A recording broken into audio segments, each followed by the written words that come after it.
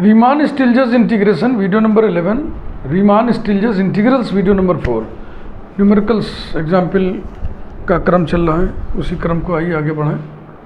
Example 6, let f of x equal to x, g of x also equal to x for all x belonging to closed interval 0-1, then integral 0 to 1 f d g equal to half. यही दिखाना है हमको। Numerical examples में प्राय जो partition लिया जाता है वो मैंने देखिए लिखा हुआ ऊपर। In general we take the partition p equal to curly bracket a comma a plus h comma so on comma a plus r minus one h comma a plus r h comma so on comma a plus n h equals to b. अब h की value यहीं से निकलेगी, देखो n h बराबर b minus a, तो h बराबर b minus a upon n, where N belongs to n. n is arbitrary natural number.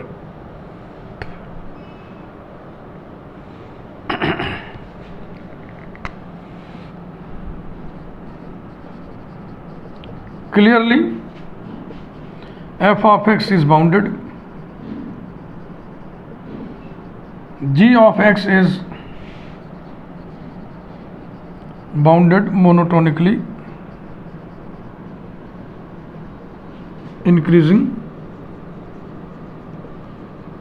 in the given closed interval 0-1. Let capital P is equal to curly bracket. अब h निकालो, देखो b minus a upon n, तो 1 minus 0 upon n यानी 1 upon n, 0 comma 0 plus 1 upon n comma so on comma 0 plus n upon n, that is p is equal to curly bracket 0 comma 1 upon n comma 1 upon comma so on comma r minus 1 upon n comma r upon n comma so on comma n upon n माने 1, n belongs to n। b any partition, any लिख सकते हैं ना क्योंकि n arbitrary है।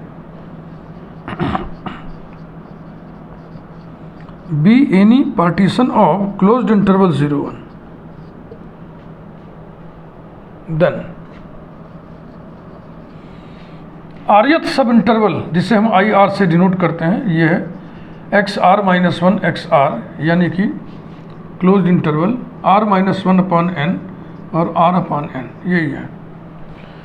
इन points को हम notation दे दें, ये x नॉट है, ये x1 है, ये एक्स आर माइनस वन है, ये एक्स आर है और ये एक्स एन है।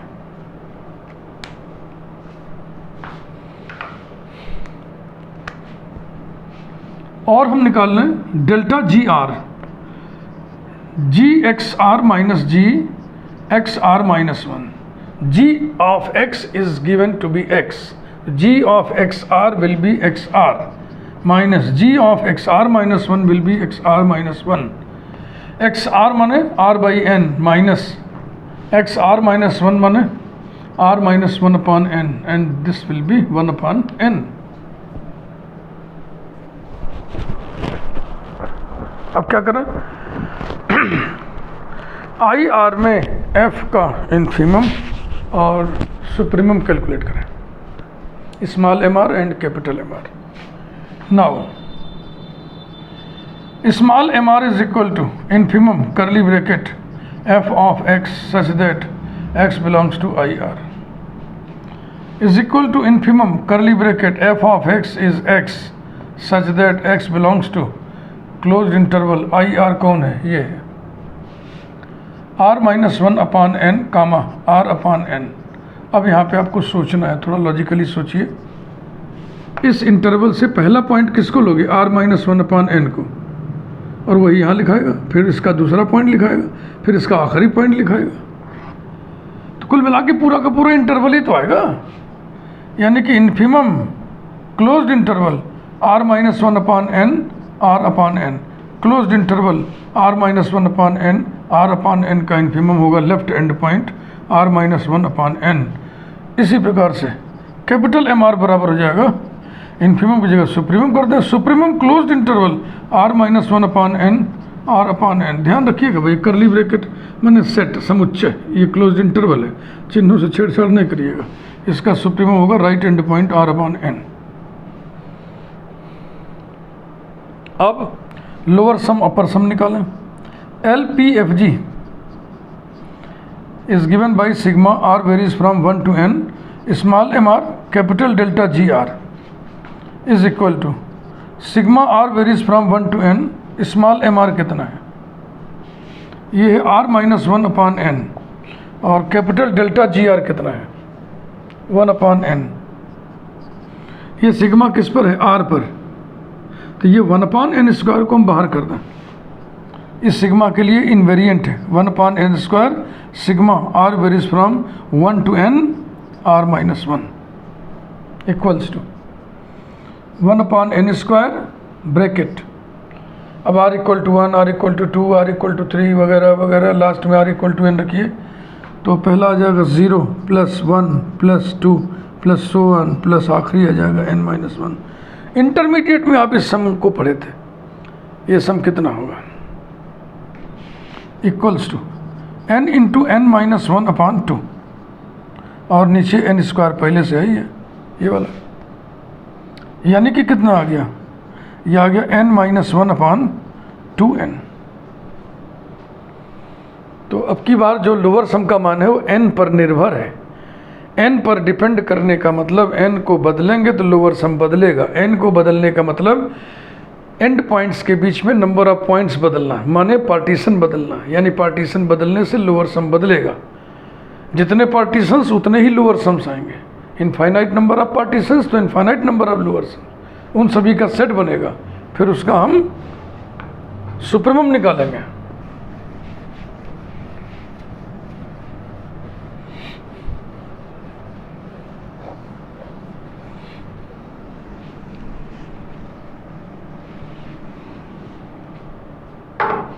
And upper sum UPFG is equal to sigma r varies from 1 to n, capital MR capital delta GR is equal to sigma r varies from 1 to n, capital MR कितना निकला है r by n, और ये कितना निकला है 1 by n, equals to 1 upon n square sigma r varies from 1 to n और r equals to 1 upon n square 1 plus 2 plus so 1 plus n। इसकी वैल्यू इंटरमीडिएट में आप पढ़े n प्लस 1 अपॉन 2, तो 2n square is equal to n plus 1 upon 2n। इतनी बात समझ में आ गई।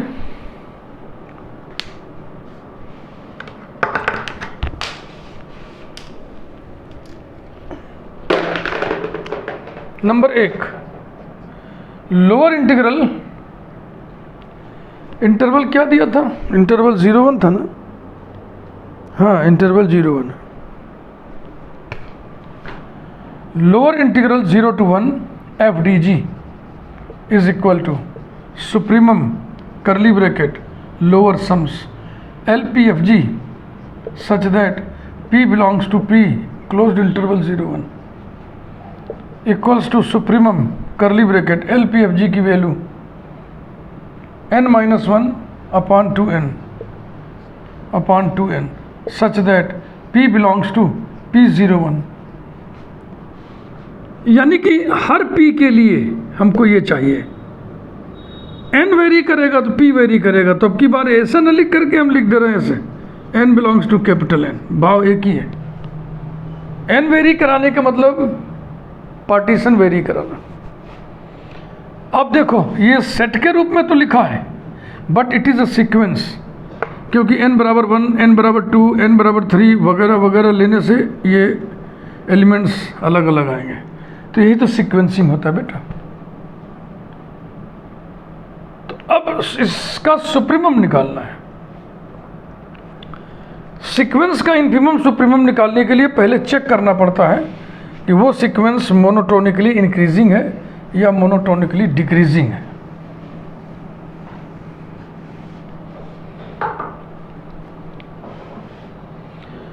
अब इसको निकालने के लिए देखो हमें कुछ काम करना पड़ेगा, लेकिन मैं प्रायः आपको ये ट्रेनिंग दूंगा कि आप इसको इंक्रीजिंग डिक्रीजिंग सीक्वेंस चेक न करिए, सीधा सीधा बस इसको लिख दीजिए कि ये बराबर होगा limit n tends to infinity और इसका जनरल टर्म n-1/2n।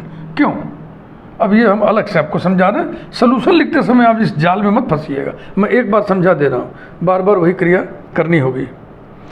जैसे कि एक सीक्वेंस लिखा हुआ है, मान लीजिए सीक्वेंस an, जिसमें an बराबर दिया है n-1/2n, तो an+1 बराबर क्या होगा? n की जगह n+1 रखो तो ये हो जाएगा n/2 इंटू n+1। an/an+1 की वैल्यू निकालें, दिस अपॉन दिस n-1/n और n+1/n, चलेगा?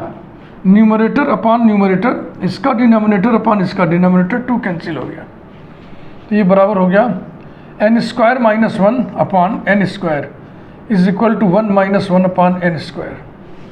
जब n बराबर 1 लेंगे तो ये 0 आएगा, जब n बराबर 2 लेंगे तो 1 से कम आएगा, 3 लेंगे तब भी 1 से कम आएगा, है ना, और जब 1 लेंगे तब भी 1 से कम आएगा, यानी कि हमेशा 1 से कम है।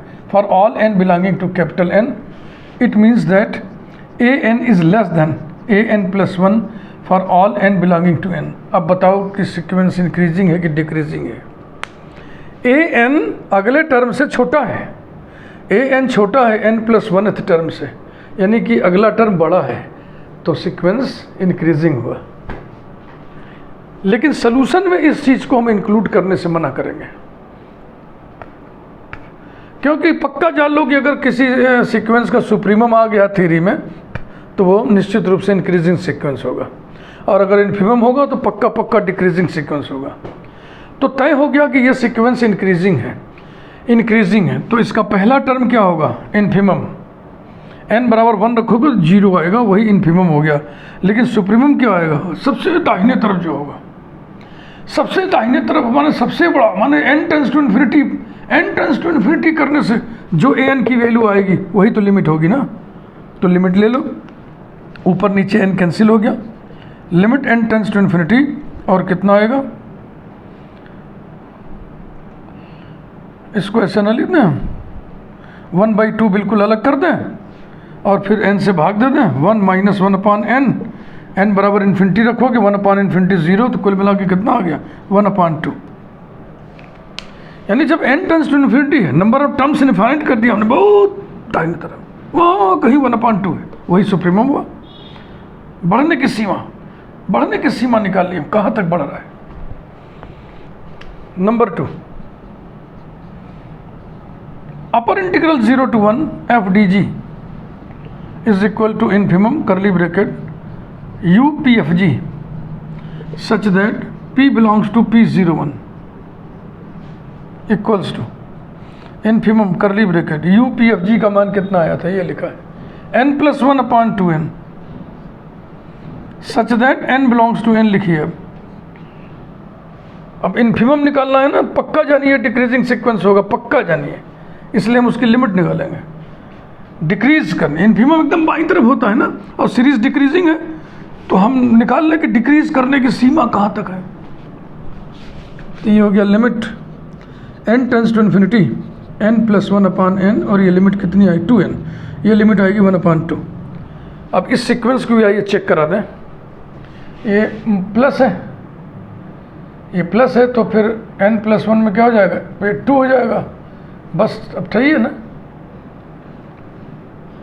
बिल्कुल सही है। तो ये हो गया n+1/, हाँ, न्यूमरेटर अपॉन न्यूमरेटर n+1/n+2, और ये n+1/n, तो n+1 होल स्क्वायर हो गया, यानी कि n² + 2n + 1, और नीचे हो गया n² + 2n, ठीक ना। तो n² + 2n + 1 बटे n² + 2n, तो ये बराबर हो जाएगा 1 + 1/n² + 2n। ये 1 से बड़ा होगा हमेशा, it is greater than 1 for all n belonging to capital n. तो अब ये चिन्ह कैसा हो जाएगा, ग्रेटर देन। ये माने nth टर्म बड़ा है अगले टर्म से, यानी अगला टर्म छोटा है, तो सीक्वेंस डिक्रीजिंग हुआ। डिक्रीजिंग हुआ माने उसके सारे टर्म्स को नंबर लाइन पे प्लॉट करोगे तो सबसे दाहिने कोई होगा पहला वाला, उसके बाद उसके बाईं तरफ, उसके बाईं तरफ, उसकी बाईं तरफ। अब इन्फिमम निकालना है तो हमको देखना है कि सबसे बाईं तरफ कौन है, यानी घटने की सीमा निकालनी है। वो सीमा हमने निकाल दिया 1/2। कॉन्सेप्ट क्लियर हो रहा है ना? कमेंट बॉक्स में ज़रूर हमको बताइएगा। ये जो चीज़ें आपको अब तक समझ में नहीं आई थी, अब समझ में आ गई कि नहीं आ गई? मैं आपको समझा पाया कि नहीं समझा पाया? तो चूंकि लोअर इंटीग्रल अपर इंटीग्रल दोनों एग्जिस्ट कर रहे हैं और दोनों बराबर हैं, इसलिए फंक्शन रीमा स्टिल्जेस इंटीग्रेबल है। अब लिखिए since lower integral 0 to 1 f d g is equal to upper integral 0 to 1 f d g और both equal to 1/2, therefore f is RS integrable with respect to g over closed interval 0, 1 and Riemann-Stieltjes integral 0 to 1 f dg will be the common value 1/2। Example का solution, complete solution पूरी समझ के साथ। Example number 7,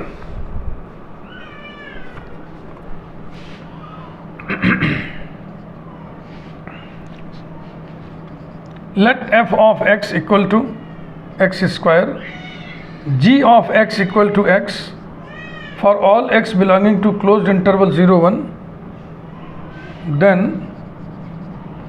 integral 0 to 1 f dg equal to 1/3।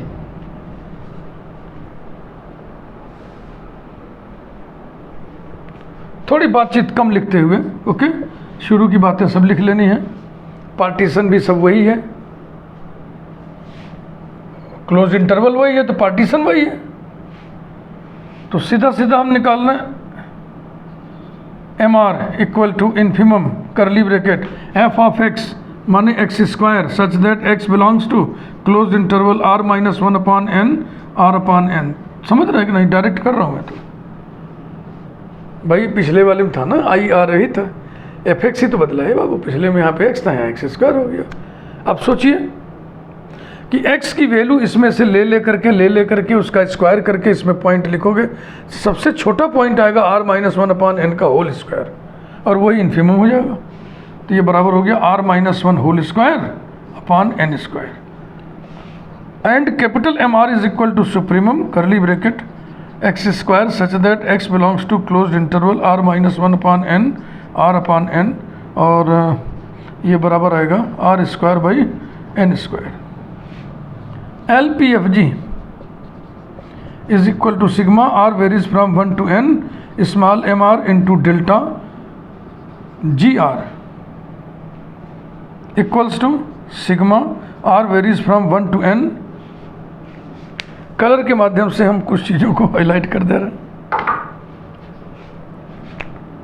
Capital delta g r, small m r की value अभी अभी आपने निकाला r - 1 whole square upon n square into capital delta g r की वैल्यू याद है ना, कितना आया था 1/n।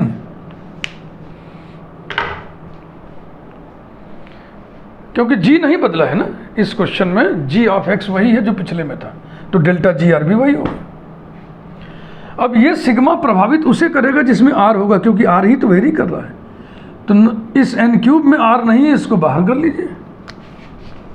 Equals to 1/n cube sigma r varies from 1 to n और बच गया अब r - 1 whole square is equal to 1/n cube. Bracket में सिग्मा को फैलाइए, 0 square plus 1 square plus 2 square plus so on plus n square, और ये सम intermediate में आप पढ़े थे।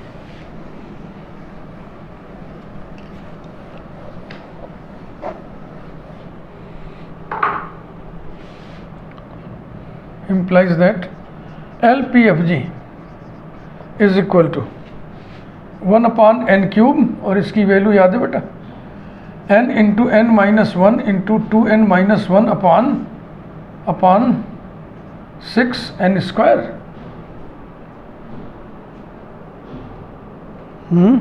याद करिए भाई।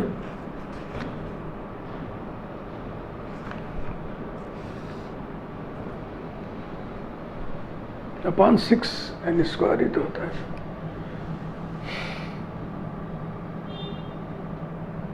n into n plus one into 2n plus one upon 6 होता है, केवल अपॉन 6 होता है। अब सही है।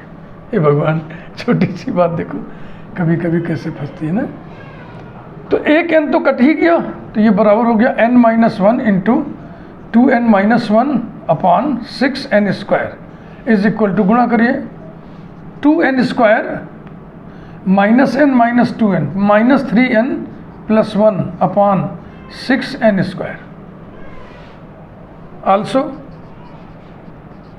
UPFG is equal to sigma r varies from 1 to n capital MR into capital delta GR is equal to sigma r varies from 1 to n capital MR की value r square by n square into 1 upon n equals to 1 upon n cube sigma r varies from 1 to n r square equals to 1 upon n cube, bracket में 1 square plus 2 square plus so on plus n square equals to 1 upon n cube, और इसकी वैल्यू n into n plus 1 into 2n plus 1 upon 6, एक n cut गया, n plus 1 into 2n plus 1 upon 6n square, ऊपर गुणा करिए 2n square plus 3n plus 1 upon 6n square, ये आ गया। अब चलो लोअर इंटीग्रल और अपर इंटीग्रल निकालें।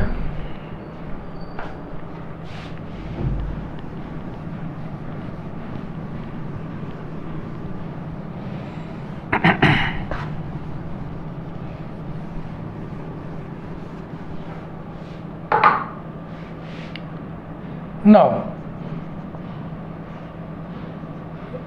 इंटरवल वही 0-1 है ना। हाँ, lower integral 0 to 1 f d g is equal to supremum curly bracket LPFG such that P belongs to P01 equals to supremum curly bracket LPFG कहाँ है, ये 2n square minus 3n plus 1 upon 6n square such that n belongs to capital N। अभी मैंने आपको पिछले वाले में सब करके दिखाया था, इंक्रीजिंग डिक्रीजिंग चेक कराया था और कहा था इस लफड़े में नहीं पड़िएगा, सुप्रीमम निकालना, समझ लीजिए इंक्रीजिंग होगा ही होगा, तो इसकी लिमिट निकाल दीजिए।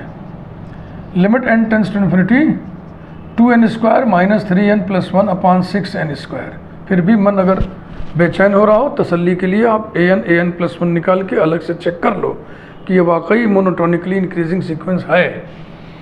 तो ऊपर नीचे n स्क्वायर कॉमन लेके काट देंगे, क्योंकि ये इन्फिनिटी अपॉन इन्फिनिटी फॉर्म की लिमिट है और n टेंस टू इन्फिनिटी है, equals to limit n tends to infinity n square से ऊपर नीचे भाग दो, 2 minus 3/n plus 1/n square और नीचे हो जाएगा 6, तो कुल कितना आ गया 2/6 is equal to 1/3।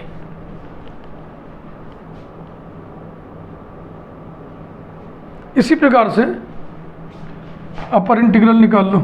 Also upper integral 0 to 1 f d g is equal to infimum curly bracket UPFG such that P belongs to P01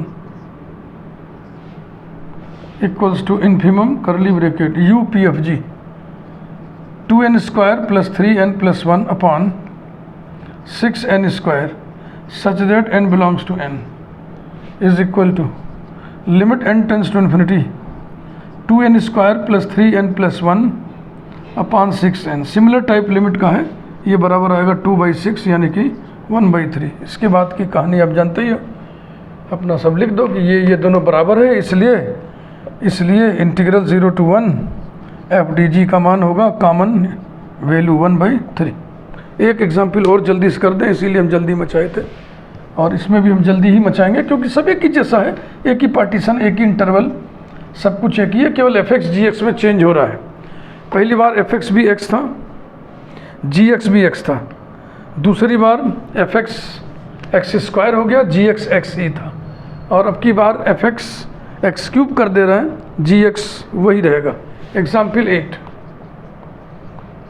late f of x equal to x cube, g of x equal to x, interval वही रख रहे हैं, for all x belonging to closed interval 0 1, then integral 0 to 1 f d g is equal to 1/4।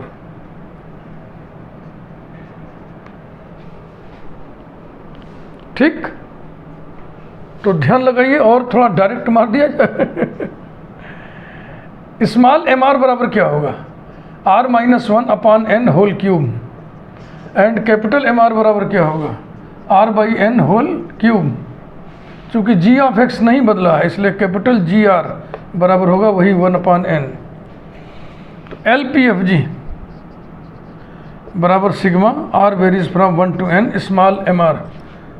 एक बार पूरा लिख दें, small इतनी भी क्या जल्दी है, ऐसा equal to sigma r varies from 1 to n, ये है r-1 whole cube upon n cube into 1/n is equal to 1/n to the power 4 sigma r varies from 1 to n r-1 whole cube is equal to 1/n to the power 4 bracket में 0 cube plus 1 cube plus 2 cube plus so on plus n-1 whole cube is equal to 1/n to the power 4, और इसका मान आता है n-1/2 whole square, intermediate का result.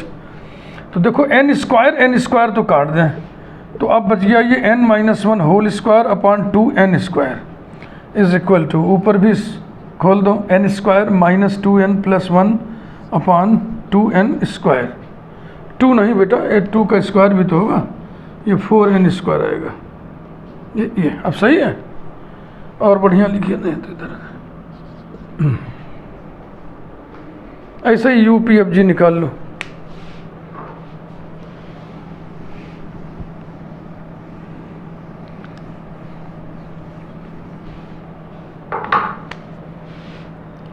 UPFG is equal to sigma r varies from 1 to n, capital MR capital delta GR is equal to sigma r varies from 1 to n, capital MR ये है r cube upon n cube into 1/n equals to 1/n to the power 4 bracket में 1 cube plus 2 cube plus so on plus n cube, this will be 1/n to the power 4, और ये होगा n into n plus 1/2 whole square is equal to n plus 1 whole square upon 4n square equals to n square plus 2n plus 1 upon 4n square. अब lower integral 0 to 1 f d g equals to direct कर रहे हैं, अपना पूरा कर लीजिएगा, हमको मालूम यही आएगा। Limit n tends to infinity n square minus 2n plus 1 upon 4n square, n square ऊपर नीचे काटोगे तो ये आएगा 1/4, and upper integral 0 to 1 f d g is equal to limit n tends to infinity n square plus 2n plus 1 upon 4n square equal to 1/4, therefore integral 0 to 1 f d g is equal to 1/4। मुझे पूरा विश्वास है कि आपको कोई तकलीफ नहीं हुई होगी इस कूदा फांदी में, आपने सब चीज़ों को समझा होगा। अगले वीडियो में इसी क्रम के एग्जाम्पल्स जारी रहेंगे। Thank you.